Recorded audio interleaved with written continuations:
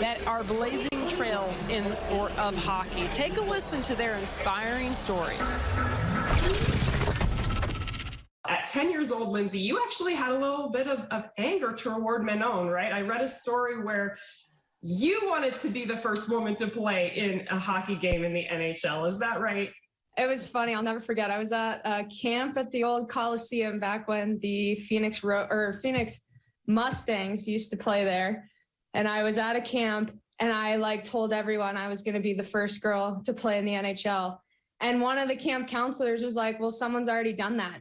And then they showed me Manon's card, her Tampa Bay card. And I was like, well, she's a goalie, so it doesn't count. So, but of course, now that I've grown up and see all the amazing things that various women have done in the sport, I very much appreciate you, Manon. So, well, thank you.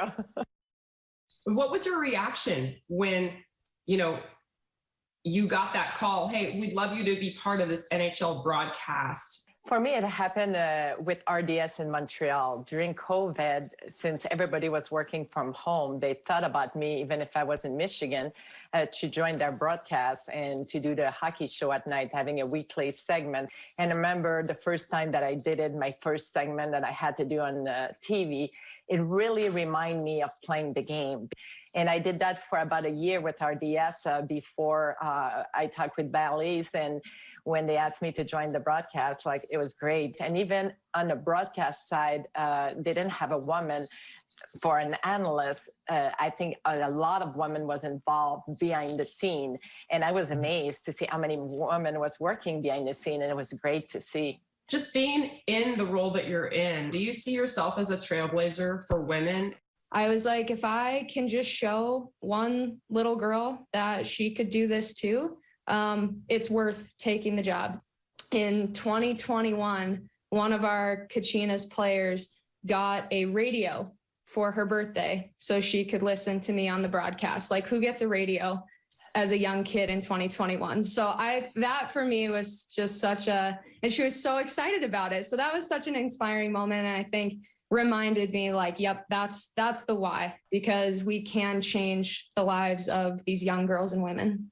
Any challenges you faced? I think, we've all been in a moment where, whether it's from the outside or the inside, what would you say are some challenges you faced along your road to where you are now? So it was really hard when I was younger. A lot of people said no to me because I was a girl. They didn't want me at the highest level. They would tell my dad, don't bring her to camp. Even if she's good enough, we're not going to take her girls. That's going to take the spot of one of our boys that's going to make it to the NHL one day.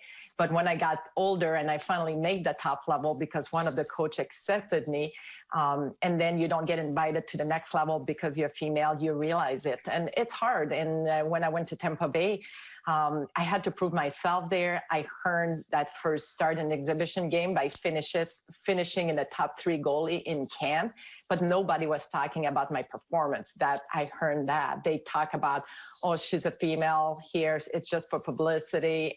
If I let in a bad goal when I played on the professional side, it was because I'm a female. Even one day when I got hurt, I got a slap shot in my helmet. My cage broke, cut my eye. I couldn't finish the game. And the first thing people were saying, it's, oh, she's a female. She's a woman. That's why women should not play hockey. Because obviously, if it was a man wearing that helmet, it would have never broke. So those comments, I heard them so much as a player. And now that it's more accepted for female to be in the sports world, I think that it's been so much easier for me to do something new like this. And then now being on the broadcast side, I look up to Cassie Campbell and Jennifer Botterill that's been doing broadcasting. So for me, looking up to them and thinking that this is great what they're doing. So if now that I'm doing the same thing, and I think every time those young girls see that they can have a future in hockey, not necessarily just playing, I think it's great. Manon, Lyndsey, I've enjoyed hearing your stories, and I know our viewers will as well. It's been really insightful. Thank you both for taking the time during this Women's History Month to share your journey to where you are today.